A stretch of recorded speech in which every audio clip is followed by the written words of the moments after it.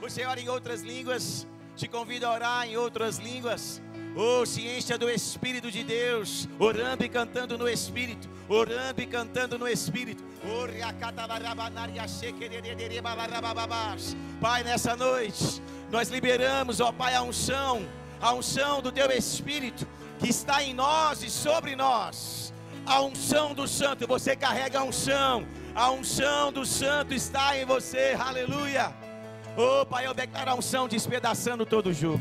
Eu declaro, Pai, a Tua palavra que é viva e eficaz, alcançando os nossos corações, alcançando, ó Pai, o coração do meu irmão e da minha irmã. Por isso eu declaro espírito de sabedoria e de revelação, espírito de sabedoria e de revelação em Cristo Jesus, iluminando os olhos do seu coração, para que a palavra de Deus ela caia como uma semente preciosa no seu coração, gerando fé, gerando vida, gerando sabedoria, trazendo esperança, certeza, trazendo convicção da sua identidade em Cristo Jesus, daquilo que você tem nele e daquilo que você pode fazer, aleluia, através da vida dele, do poder dele que opera, na sua vida, querido, existe um poder, aleluia, existe um poder, querido, que opera na sua vida, que flui da sua vida, e eu declaro esse poder sendo ativado pela revelação da palavra de Deus,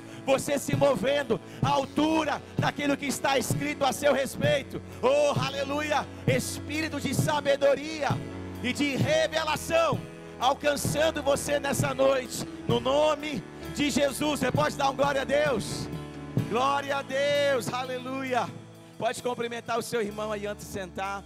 Obrigado aí, equipe de música, aleluia, glória a Deus. Nós vamos celebrar hoje, nessa noite, a ceia do Senhor, amém, a nossa vitória em Cristo Jesus, amém. Você já é vitorioso, amém. Você não está vindo na igreja para conseguir uma vitória, amém. Não, em Cristo Jesus você já foi colocado nessa posição de vitorioso. Nós não somos, amém, uma igreja militante, como diz o nosso perfil do Instagram do Verbo Shop, amém. Nós não somos, amém, uma igreja militante. Nós somos uma igreja triunfante, amém. Por quê, pastor? Porque Jesus nos colocou nessa posição. Porque Ele desejou assim, amém. Porque a palavra de Deus diz isso a nosso respeito.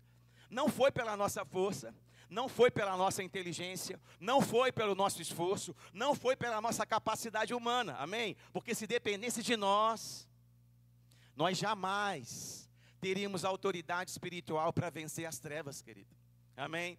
Mas em Cristo Jesus, a igreja é colocada numa posição de autoridade sobre os principados, sobre as potestades, amém? Você, igreja, está sentado num lugar de autoridade e de governo, por causa do sangue, amém? Por causa do sangue de Jesus que hoje nós vamos celebrar, por causa do sacrifício do corpo dele, que foi transpassado no seu lugar. É por causa desse sacrifício, amém? Que nós hoje estamos nessa posição, amém? Aleluia! Por isso, querido, que você tem que viver de acordo com essa verdade. Esse é o nosso grande desafio diário. Viver de acordo com a verdade da palavra de Deus e não de acordo com a verdade desse mundo. Porque muitas vezes o mundo está dizendo o contrário para você. Até mesmo a religião às vezes está dizendo o contrário para você. Porque se você fazer uma síntese de toda a mesma dinâmica, faça algo para que Deus possa fazer algo por você. Essa é a dinâmica da maioria das religiões que existem no planeta. É necessário que eu pague um preço, é necessário que eu faça uma promessa, um sacrifício, que eu faça algo para que Deus resolva ser bom comigo, para que Deus resolva me abençoar, para que Deus resolva me alcançar. Mas esse não é o evangelho de Jesus, amém? Não é, querido. O evangelho de Jesus é Deus Todo-Poderoso assumindo a forma humana no seu lugar, vindo na terra, sofrendo as mesmas tentações, amém? Foi preso, foi torturado, foi pregado numa cruz. O Deus Todo-Poderoso abriu mão da sua glória, da sua sabedoria, de todos aqueles atributos exclusivos que ele tinha, para poder se identificar com você, assumiu um corpo humano de carne e osso, andou pelo chão da terra como nós andamos. Para quê? Para que você fosse resgatado, redimido, perdoado, fosse liberto, fosse curado, fosse abençoado, fosse salvo. Amém? A salvação não diz respeito somente à eternidade. Amém? Embora essa seja a maior e mais importante consequência da sua fé em Jesus, mas ela não diz respeito apenas à eternidade. Amém? Porque você é de Deus. Amém? Por isso que você deve viver como está escrito lá em Efésios. Abra comigo, Efésios, capítulo 1. Vamos ler o versículo 11 e o versículo 2. Nesse livro, nessa carta, o apóstolo Paulo, nos primeiros capítulos, ele vai falar sobre aquilo que Cristo fez por mim e por você, pela igreja. Amém? Se você não leu Efésios ainda na sua vida, você não sabe o que você está perdendo. Amém? Te convido a ler o livro de Efésios ao longo desse mês de agosto, querido, para que você possa não apenas ler, mas estude, ore em línguas, peça sabedoria, peça revelação, deixe a palavra de Deus renovar a sua mente, encher o seu coração de revelação, de fé, de coragem, de ousadia, para que você possa avançar com autoridade em Cristo Jesus, com entendimento, amém? Porque Jesus declarou: conhecereis a verdade. Querido, conhecer não é apenas ouvir falar. Você não conhece uma verdade ouvindo ela uma única vez. Quantos anos você estudou na escola? Um dia? Um mês? Um ano? Quanto tempo você demorou para aprender equação de segundo grau?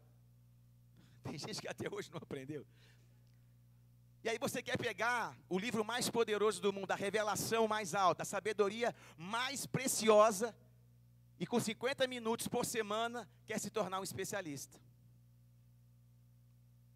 Querido, você precisa entender que a fé vem pelo ouvir, e ouvir, e ouvir, e ouvir, e ouvir, e ouvir, e ouvir, e ouvir, e ouvir, e ouvir, e ouvir, até ela cair no seu coração.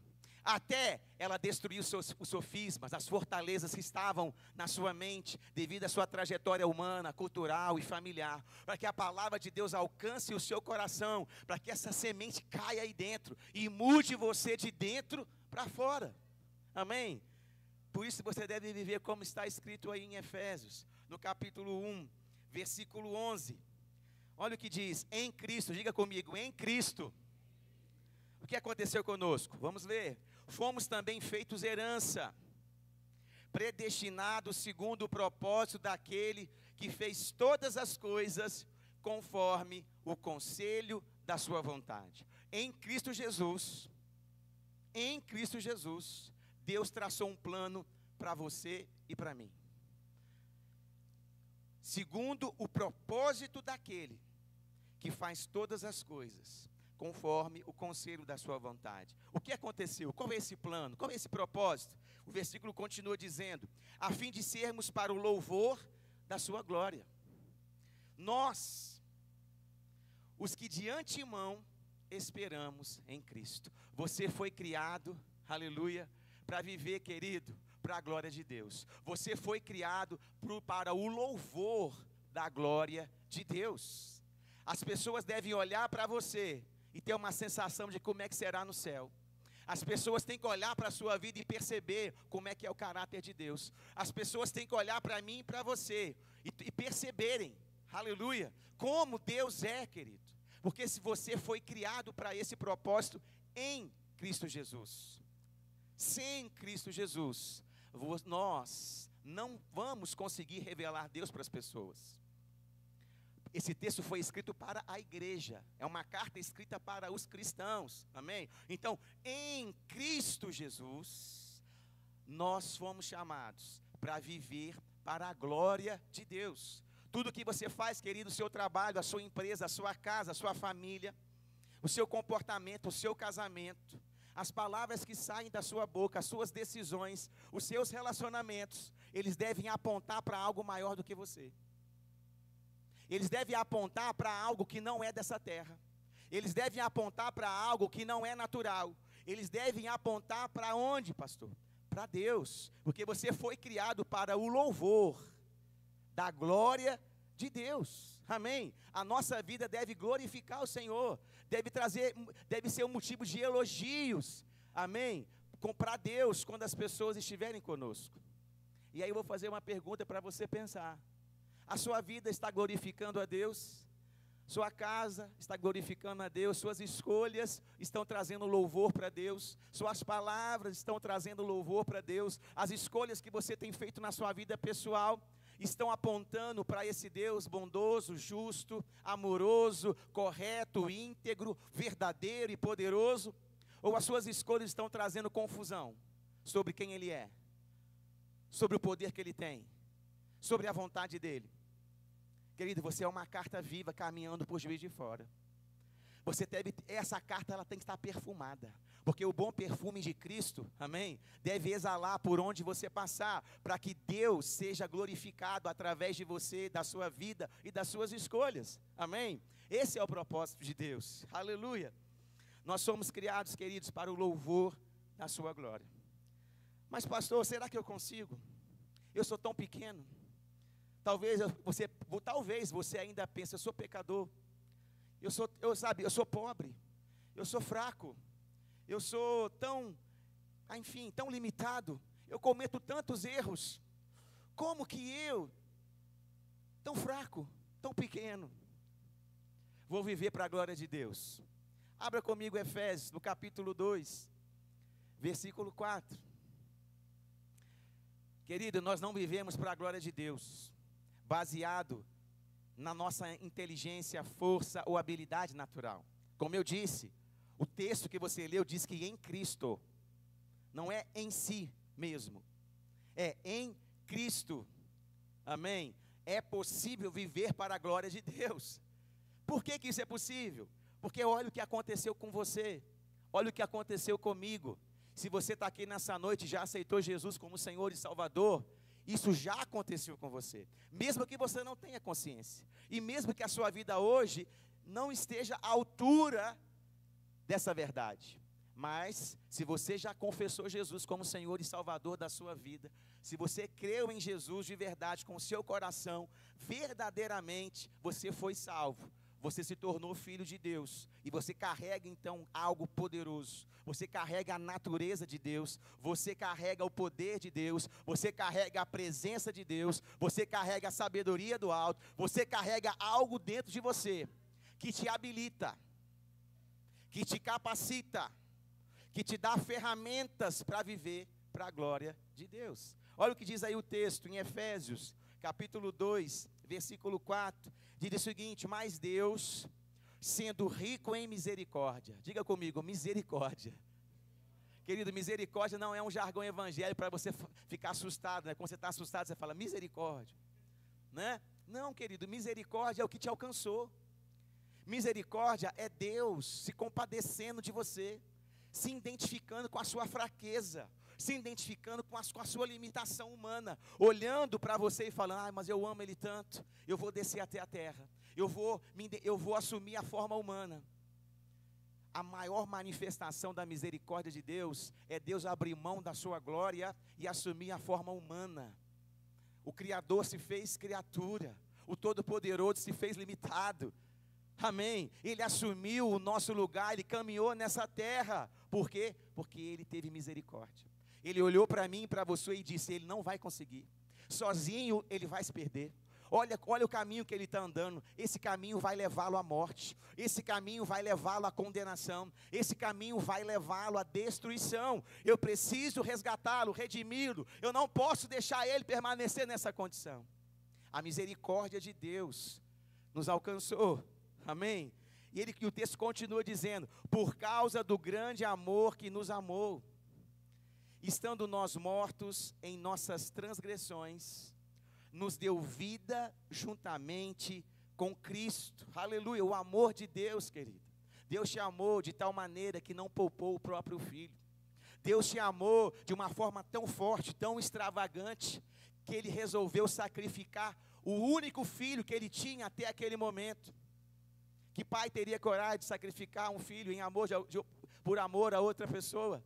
Eu tenho 2 filhas, como que eu vou sacrificar uma para salvar outra? Mas foi exatamente isso que Deus fez. Deus sacrificou o seu único filho, porque Ele te amava, porque esse era o único jeito de resgatar você, esse era o único jeito de alcançar você, esse era o único jeito de te arrancar você do império das trevas e te colocar no reino do Filho do seu amor. Era necessário alguém morrer, era necessário alguém pagar um preço, era necessário alguém pagar a sua e a minha dívida. Aleluia. Por isso o texto diz que nós estávamos mortos em nossas transgressões, nossos erros, nossos pecados. A morte espiritual estava sobre a humanidade, amém? A humanidade estava desconectada de Deus, todos pecaram e todos foram destituídos da glória de Deus. O homem não tinha mais acesso à presença de Deus, o homem não tinha comunhão com o Espírito Santo, o homem perdeu acesso às riquezas celestiais, o homem perdeu acesso ao ambiente divino, o homem perdeu acesso a tudo aquilo que Deus tinha planejado. Estava morto, um cadáver que andava, mas estava morto. Essa é a verdade sobre mim e sobre você, querido. Antes de Cristo, a gente até andava, a gente até falava, mas diante de Deus, nós estávamos mortos. Por quê? Desconectados da vida, desconectados da fonte de vida eterna. Mas o que Ele fez? Olha o que diz: mas nos deu vida, aleluia, Ele nos deu vida, juntamente com Cristo, pela graça vocês são salvos, e juntamente com Ele nos ressuscitou, e com Ele nos fez assentar nas regiões celestiais em Cristo Jesus. Em Cristo Jesus, a vida de Deus te alcançou.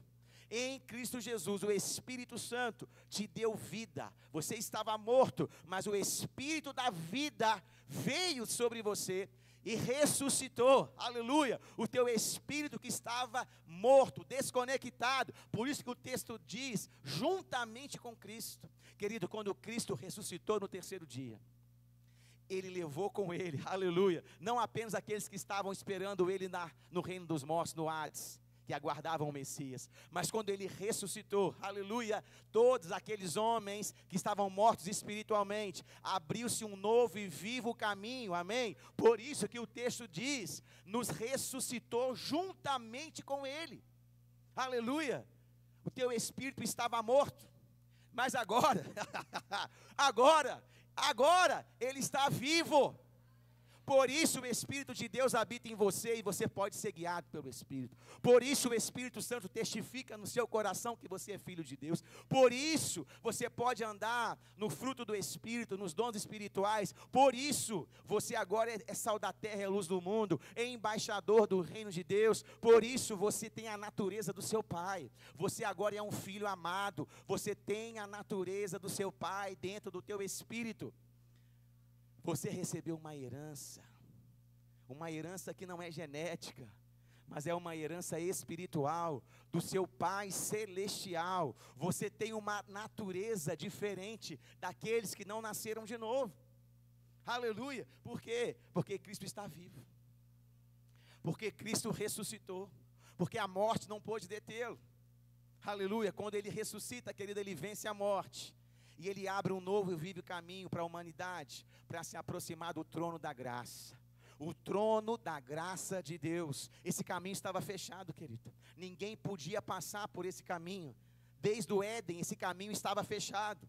Desde que o homem pecou, nunca mais nenhum homem entrou por esse caminho. Mas o texto diz, né, que as portas foram abertas. E Jesus entrou por esse novo e vivo caminho, abrindo um caminho para a humanidade de volta para a presença de Deus, aleluia. Oh, glória a Deus, querido. Essa é a verdade, essa é a verdade sobre mim e sobre você em Cristo Jesus. Você tem acesso ao trono da graça, você tem a natureza de Deus, aleluia. Quando você foi salvo, como nós lemos aí, essa palavra salvo aí, ela vem do original grego de sozo, e sozo, querido, não significa apenas ir para o céu. Sozo significa várias outras coisas. Se você ainda não fez o rema, você deve fazer. Sabe por quê? Porque assim como eu disse, querido, muitas vezes vai ser necessário uma dose alta de palavra de Deus, para que realmente a tua vida seja transformada. Porque tem muito engano, tem muita religiosidade, tem muita mentira do diabo escravizando a tua mente, e a tua visão de si próprio é deturpada da verdade. Por isso vai ser necessário, talvez, uma alta carga da palavra de Deus. Você vai ter que sentar para ouvir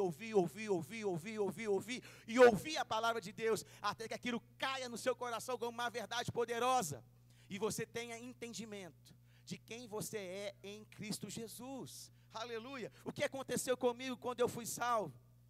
A minha natureza foi alterada. Uma das coisas que nós vemos no Rema, por exemplo, a minha natureza foi alterada. Eu era servo, mas em Cristo Jesus eu me tornei filho. Querido, nenhum homem de Deus da velha aliança era filho de Deus.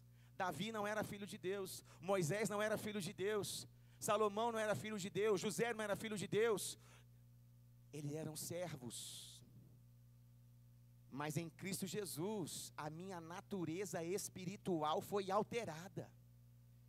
Eu me tornei filho amado de Deus. Essa é a posição mais alta que alguém pode ocupar diante do trono. Essa é a posição mais alta que alguém pode ocupar no mundo espiritual. Filho daquele que criou todas as coisas, filho daquele que fez o universo, filho daquele que é todo poderoso, filho daquele que é onipotente, onipresente. Querido, não há nada mais poderoso na Bíblia do que ter a revelação de que você é filho de Deus. Não há nada mais poderoso na palavra de Deus do que você ter a revelação, não a informação, mas a revelação de que você é filho de Deus. A sua visão de si próprio muda, a sua visão de Deus muda, a sua visão da vida é alterada. Porque um servo não tem voz, um servo não tem herança, um servo ele não tem direitos. Mas um filho, querido, tem voz na casa do pai. Um filho tem herança na casa do pai. Um filho tem privilégios na casa do pai. Amém? Na nova aliança, querido, você foi chamado para ser filho. Vai manter o coração de servo, amém? Mas a essência, a natureza não é de servo, é de filho, amém? Outra coisa que aconteceu com você quando você foi salvo: você era escravo do pecado, mas em Cristo Jesus, Deus te colocou, aleluia, como rei e sacerdote em Cristo Jesus. Antes da salvação, quem era o Fabrício? Escravo do pecado. Escravo do pecado, preso, oprimido, cativo. Tentava acertar, mas não conseguia. Tentava obedecer a Deus, mas não conseguia, porque a sua natureza não tinha sido alterada. Ele estava sob o cativeiro das trevas, ele estava no império das trevas. Havia alguém que governava ele, que influenciava ele, que prendia ele, que escravizava. Mas em Cristo Jesus, a sua posição, assim como aconteceu com José, lá na velha aliança, que de escravo foi para o trono, isso aconteceu comigo e com você. Em Cristo Jesus, assim como aconteceu com José, mas não apenas no ambiente natural, mas no mundo espiritual, você saiu da escravidão, do calabouço, da prisão, e foi colocado à direita, aleluia, junto com Cristo, assentado nas regiões celestiais, como nós lemos aqui, e juntamente com Ele nos ressuscitou, e com Ele nos fez assentar nas regiões celestiais em Cristo Jesus. Essa é a sua posição espiritual. A sua natureza foi alterada, querido, mas a sua posição espiritual também foi alterada. Você tem autoridade agora sobre o diabo, sobre demônios. Se alguém estiver endemoniado na tua casa, você tem que exercer autoridade, falar: Satanás, sai, em nome de Jesus, e estabelecer ali a presença de Deus, o reino de Deus, a vontade de Deus. Você pode? Pode. Pastor, mas eu acabei de aceitar Jesus agora. Querido, isso é instantâneo. Não tem a ver com sua capacidade humana, tem a ver com a tua fé em Cristo Jesus. A sua posição foi alterada no momento que você foi salvo, amém? Você não está mais na escravidão do pecado, você agora está reinando em vida como rei e sacerdote em Cristo Jesus, para estabelecer o quê? O reino de Deus na terra. Como que você vai estabelecer? Vou fazer você pensar. Como que você vai estabelecer o reino de Deus na terra sendo escravo? Faz sentido? Deus te envia para anunciar o reino de Deus, para estabelecer o reino de Deus, mas você é escravo do pecado? Querido, você não é escravo, você é rei, propriedade, povo santo, propriedade exclusiva de Deus, sacerdócio real. Por isso você é um embaixador do reino de Deus na terra. Por isso você pode sim estabelecer o reino de Deus, porque essa é a sua posição espiritual. Você também, querido, saiu daquela influência do diabo, porque hoje uma nova influência está sobre a sua vida. Isso tudo aconteceu quando você foi salvo, amém? O pastor não sabia disso. Então se matricule no reino, porque as matrículas estão abertas. Você precisa viver dessa forma, querido. Quantas coisas têm acontecido na sua vida que poderiam ser diferentes, mas você, mesmo tendo direito a essas coisas, por falta de conhecimento está perecendo, por falta de conhecimento está perecendo, por falta de revelação da verdade está perecendo. A Bíblia diz que o povo perece, não é por causa do diabo. O povo não perece por causa das coisas ruins que acontecem no mundo. Não, querido, o povo perece por falta de conhecimento da palavra de Deus, amém? A influência no império das trevas, qual era a influência que estava sobre nós antes de Cristo? A influência de Satanás, do diabo, o Deus o príncipe deste mundo, o Deus desse século. Essa era a influência que vinha sobre a sua vida. Mas em Cristo Jesus algo mudou. Em Cristo Jesus algo mudou. Agora você é influenciado pelo Espírito Santo. O Espírito de Deus que habita em você, ele te guia por toda a verdade, ele te ensina todas as coisas. Ele é o teu ajudador, consolador, ele é o teu guia, o teu paracleto, ele está com você todo dia, te encorajando, te fortalecendo, te instruindo, te dando sabedoria para você fazer bons negócios, te dando sabedoria para você estabelecer conexões divinas com outras pessoas, te dando sabedoria para edificar a sua casa sobre a palavra, sobre a rocha, sobre a verdade do Evangelho. Essa é a influência que está sobre a igreja. A igreja não está debaixo da influência do diabo, querido. A igreja está debaixo da influência do Espírito de Deus, que é o próprio Deus. Por isso a sua voz tem poder.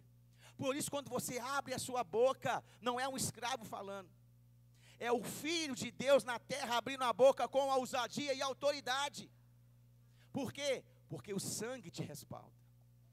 O sangue te respalda. Não é o teu diploma, querido, é o sangue de Jesus que te respalda a andar dessa forma, com essa autoridade.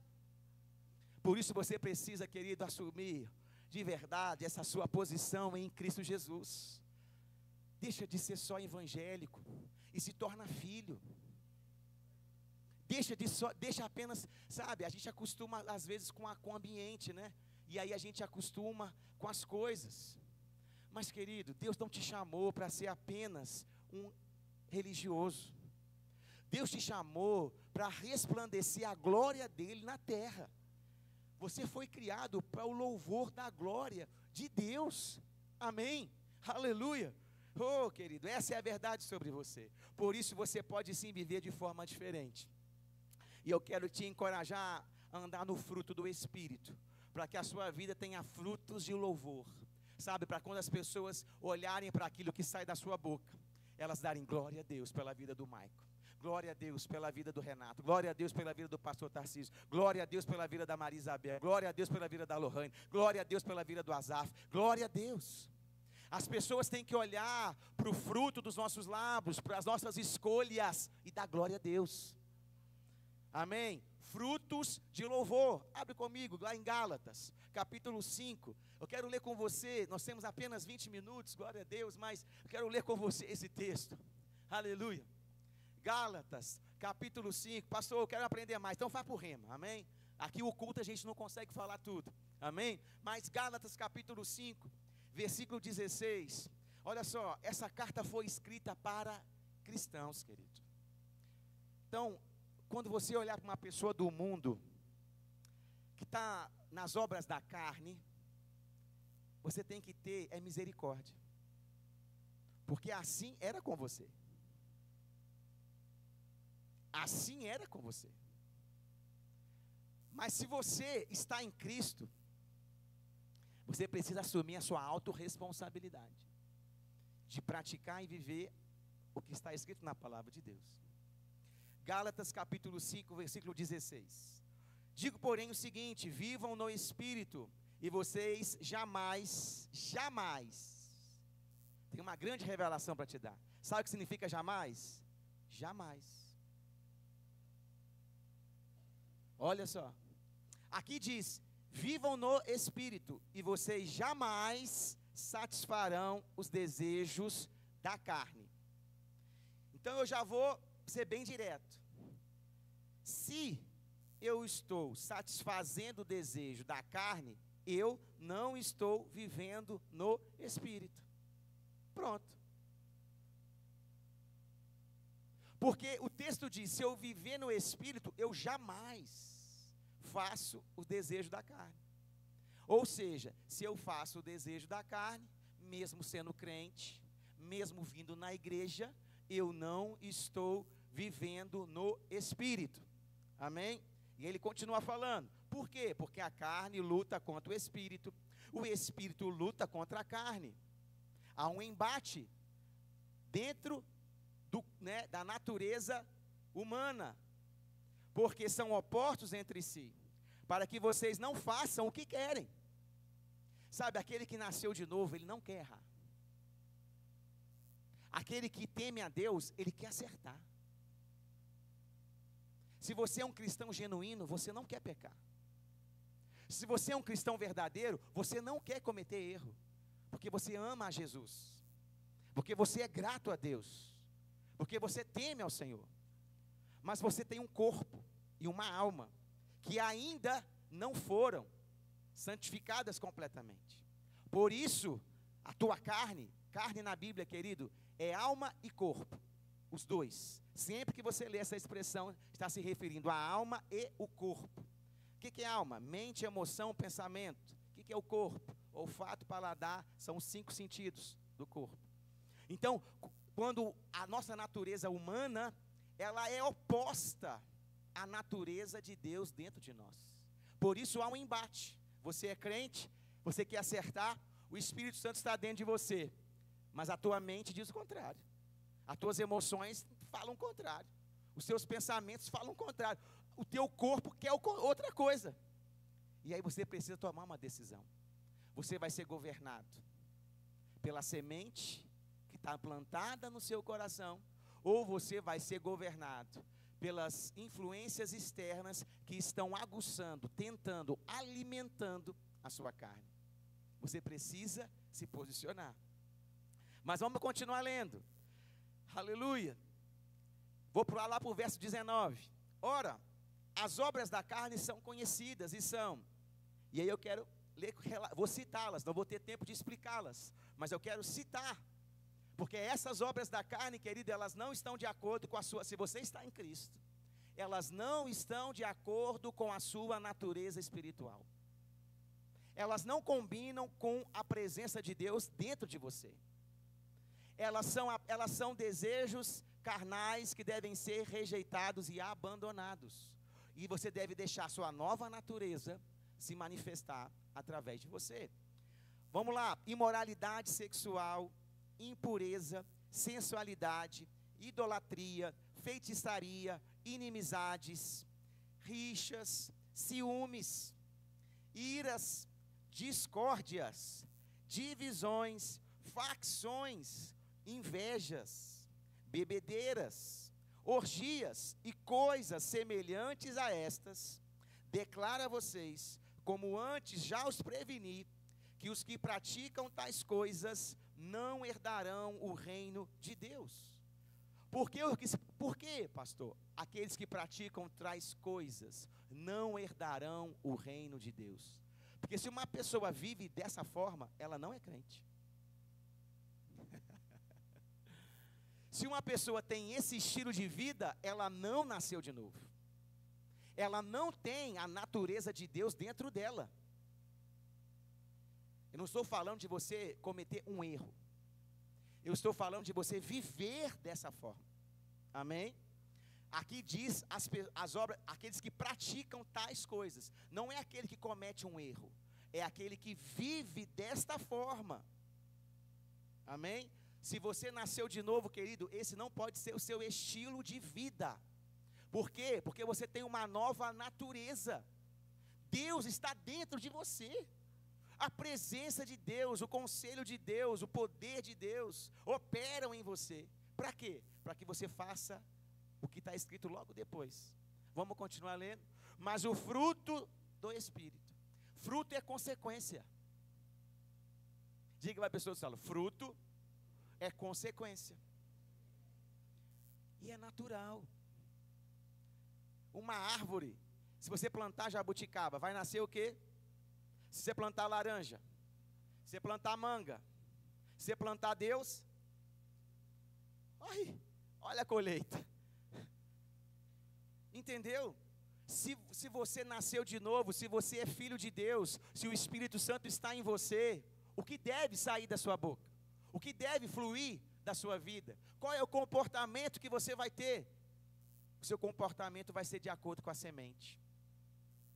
O seu comportamento, as suas escolhas vão ser de acordo com a semente que foi plantada no seu coração. É a semente do Evangelho? É a semente das boas novas? É a semente da verdade? É a semente da palavra de Deus? Então é isso que vai sair da sua boca. É isso que vai acontecer na sua casa, no seu casamento, na sua empresa. É isso que vai acontecer com a sua vida. Se acontecer diferente, querido, se acontecer diferente, é porque você não está regando essa semente como deveria. Lembra da parábola do semeador? Pode colocar a imagem aí, por favor. Lembra daquela parábola do semeador? O semeador, ele saiu a semear. O que era a semente? A palavra. Quem era o semeador? Jesus. O solo? Eram as pessoas. E ali a gente percebe que algumas sementes cresciam e frutificavam. Mas haviam outras sementes que morriam, que não floresciam, mesmo tendo sido plantadas. Sabe, querido, todo domingo você vem aqui e uma semente é depositada dentro de você. Mas é sua responsabilidade fazer ela crescer. Não é de Deus. A parábola do semeador, o semeador não era jardineiro. Alô? Ele era semeador, não um jardineiro. Porque se ele fosse o jardineiro, ele jamais deixaria a semente pelo caminho, ele jamais deixaria a semente no meio das pedras, ele jamais deixaria os espinhos crescerem junto. Ele era o semeador. Sabe, a palavra de Deus está sendo anunciada, semeada, ela está disponível para o homem. Por isso que seríamos indesculpáveis diante de Deus. Porque a palavra está sendo anunciada, o Evangelho está sendo anunciado, você está ouvindo, eu estou ouvindo. Eu posso abrir o coração, eu posso fechar o coração. Eu posso receber com mansidão e com alegria, ou eu posso rejeitar devido à minha arrogância e à minha soberba. É uma escolha de cada um de nós. Mas é nossa responsabilidade, se somos filhos de Deus, fazer com que as sementes que estão sendo plantadas cresçam e frutifiquem. Amém? Olha essa imagem, a imagem de uma árvore, né?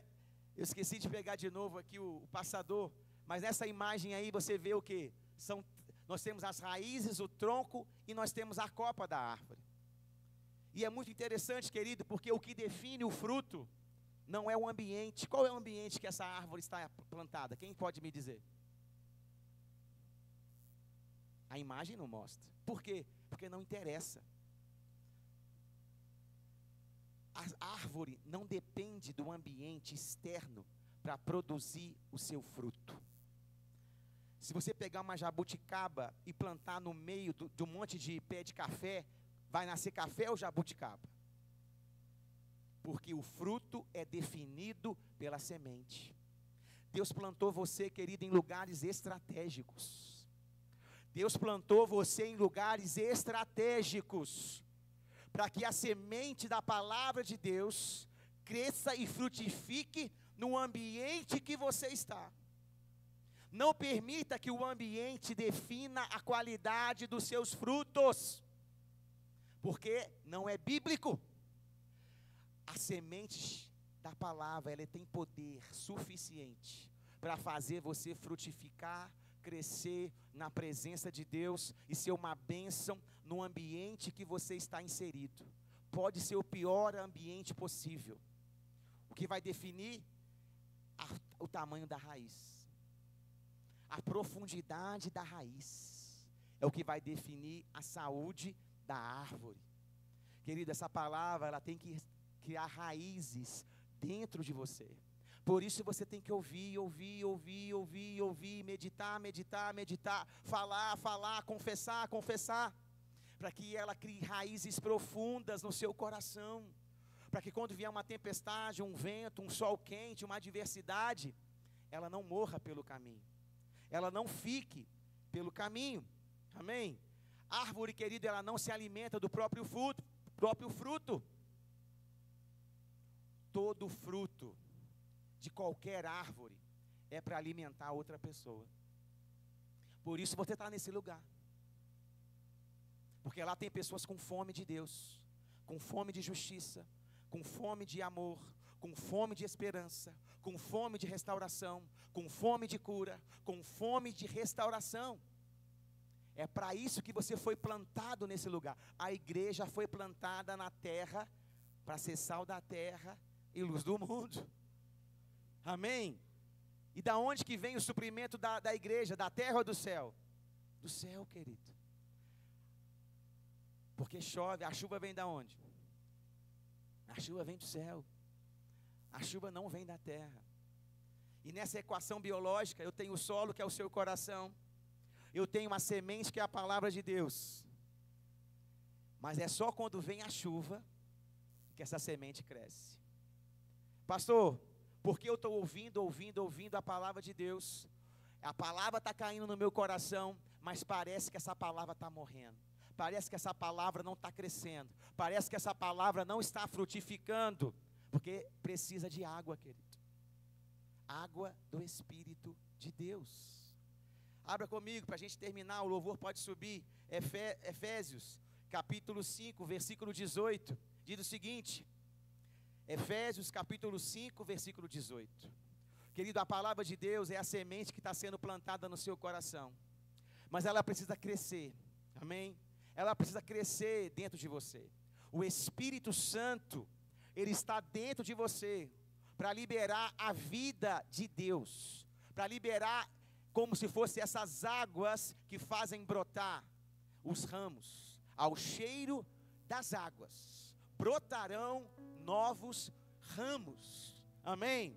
Existe uma chuva seródia, que a Bíblia fala, uma chuva que vem no tempo certo sobre a semente, sobre a terra. Querido, a terra é o seu coração. E as sementes que foram plantadas ao longo da sua vida, elas precisam crescer e frutificar.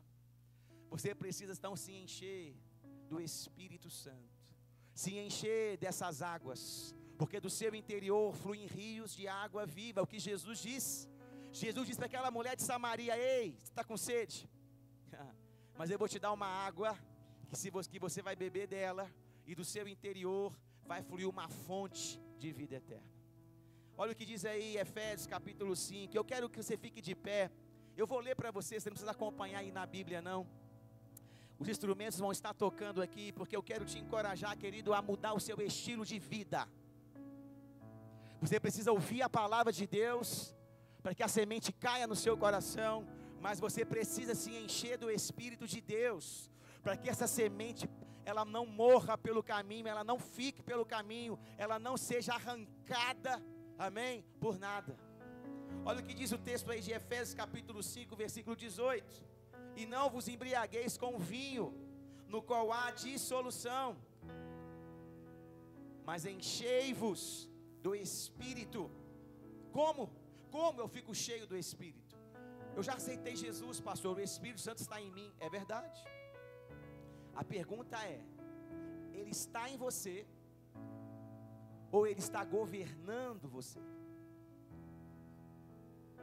Quando você se enche do Espírito, significa que você está entregando para Ele o controle, dando liberdade, para que Ele possa fluir sobre a tua vida, sobre a tua mente, sobre as tuas emoções, sobre o teu coração.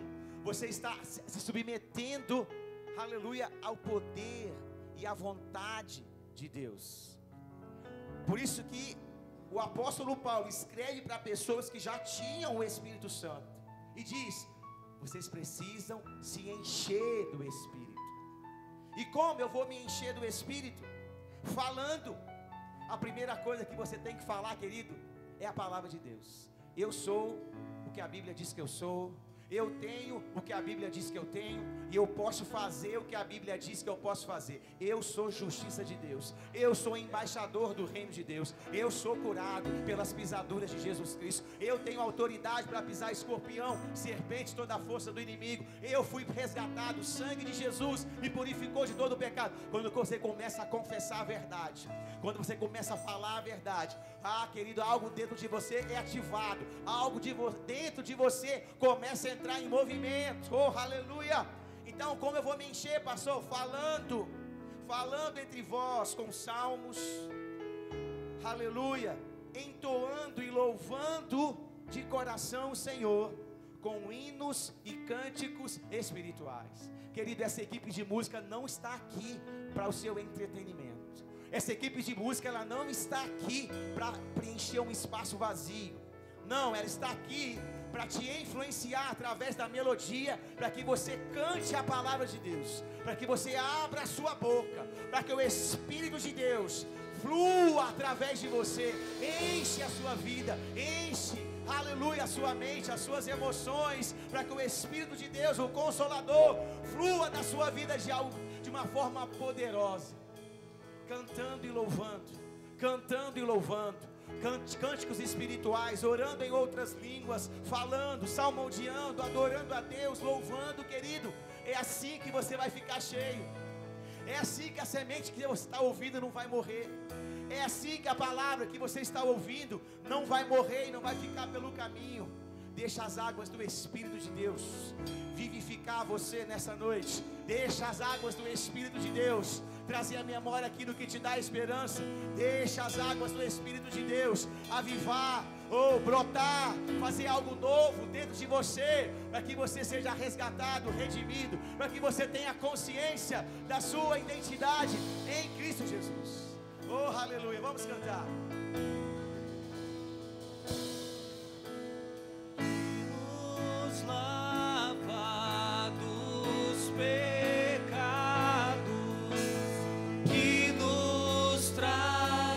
Restauração, nada além do sangue, nada além do sangue de Jesus,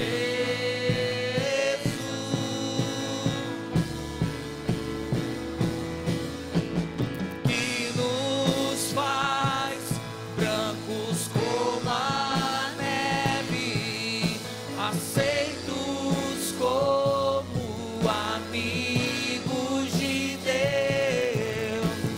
Nada além do sangue, nada além do sangue de Jesus.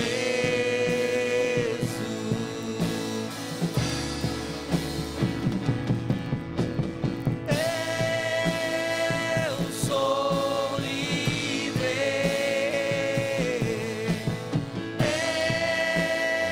Eu sou livre. Nada além do sangue, nada além do sangue de Jesus. Eu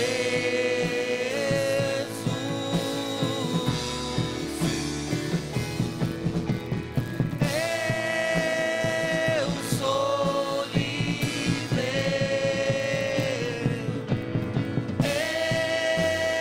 Eu sou livre. Nada além do sangue, nada além do sangue de Jesus.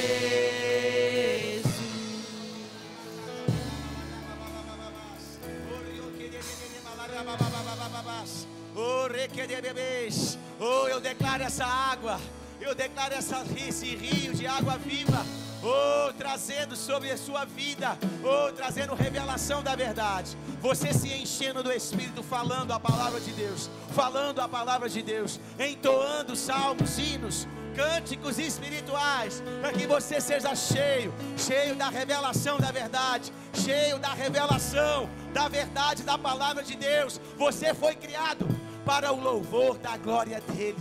Você foi feito para o louvor da glória de Deus. Oh, eu declaro você, querido, se enchendo do Espírito. Isso que você ouviu nessa noite, crescendo e frutificando na sua vida. Você andando no fruto do Espírito, não mais nas obras da carne. Pastor, eu errei, eu tropecei. Ah, querido, então confesse o seu pecado. Se arrependa, vá ao Senhor, porque o sangue de Jesus, Ele tem poder para te purificar de todo pecado. Você não queria errar, mas talvez você tropeçou. A boa notícia, querido, é que há lugar na casa do Pai até para o filho pródigo. A boa notícia é que há lugar na casa do Pai até para o filho pródigo. Não se afaste dele por causa dos seus erros.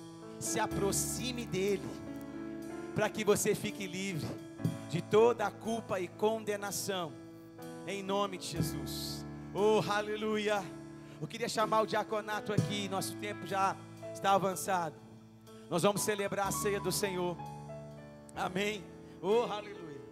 Mas eu te encorajo, querido, se você não tinha o hábito de se encher do Espírito, se você não tem o hábito de ler a palavra de Deus, a tua vida com certeza não está glorificando o teu Pai. Hoje é dia dos pais, e o sonho, o desejo de todo pai é que o seu filho tenha uma vida que exalte o seu legado. O desejo de Deus, seu Pai, para você nesse dia dos pais é que você viva para a glória de Deus.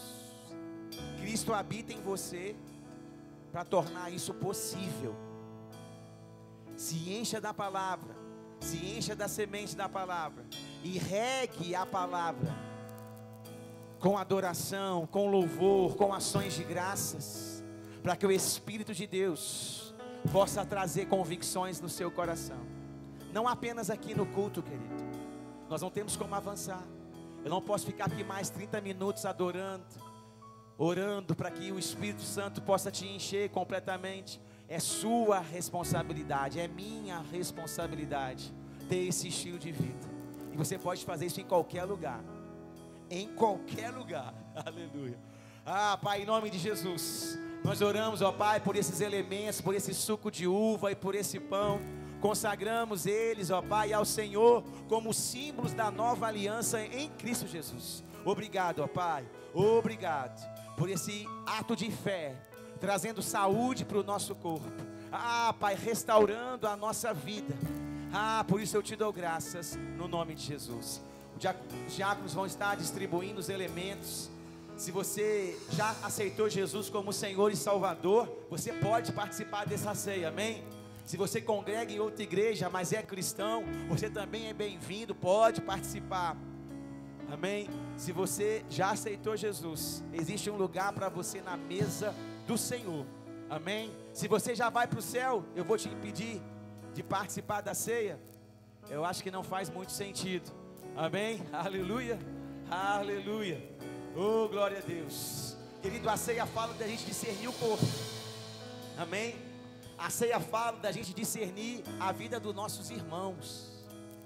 A ceia, no início, ela foi criada para ser um grande banquete coletivo, onde as pessoas se reuniam para comer junto, para sorrir, para se alegrar, para dar testemunho, para falar das coisas de Deus, para conhecer as pessoas, para gerar relacionamentos edificantes.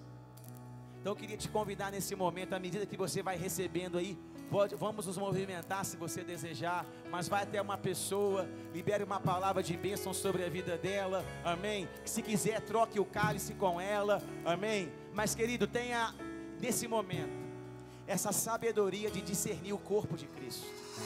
Você está aqui, mas você não está sozinho. A ceia não é um momento individualista, a ceia não é um momento solitário, a ceia não é um momento, aonde eu fico sozinho, deslocado. Não, é o contrário,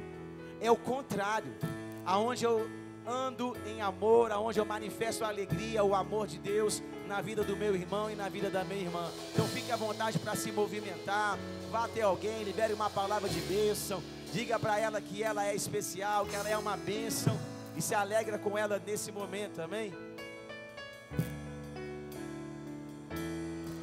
Digno de glória e honra, levantamos nossas mãos, te adoramos, ó Senhor. Digno de glória e honra, levantamos nossas mãos, te adoramos, ó Senhor, porque grande és tu, maravilhas fazes tu, não há outro igual a ti, não, não há outro igual a ti, porque grande és tu, maravilhas fazes tu, não há outro igual a ti, não, não há outro igual a ti.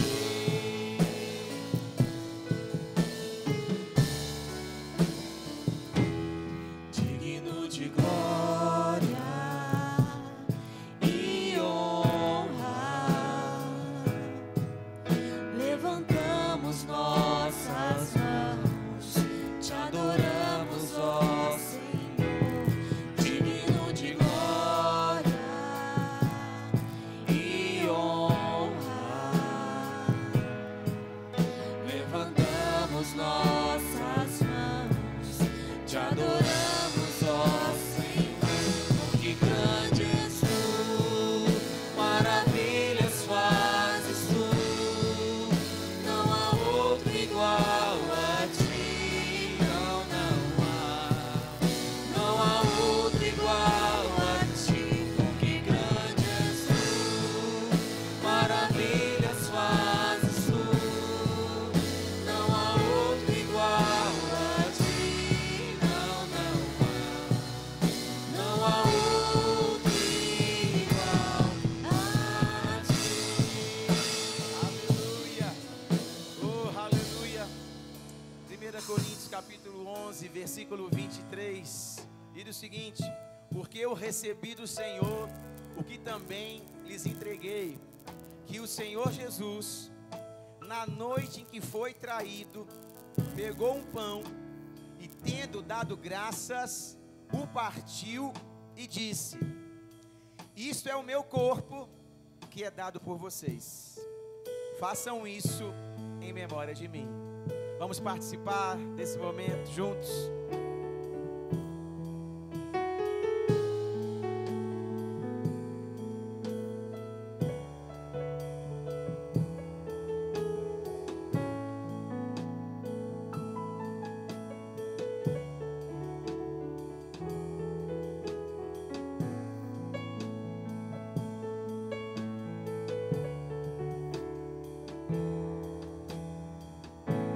Aleluia. Ah, Pai, nós te damos graças. E o texto continua dizendo: do mesmo modo, depois da ceia, pegou também o cálice, dizendo: este cálice é a nova aliança no meu sangue. Façam isso todas as vezes que o beberem em memória de mim, porque todas as vezes que comerem este pão e beberem o cálice, oh aleluia, vocês anunciam a morte do Senhor até que Ele venha. Maranata.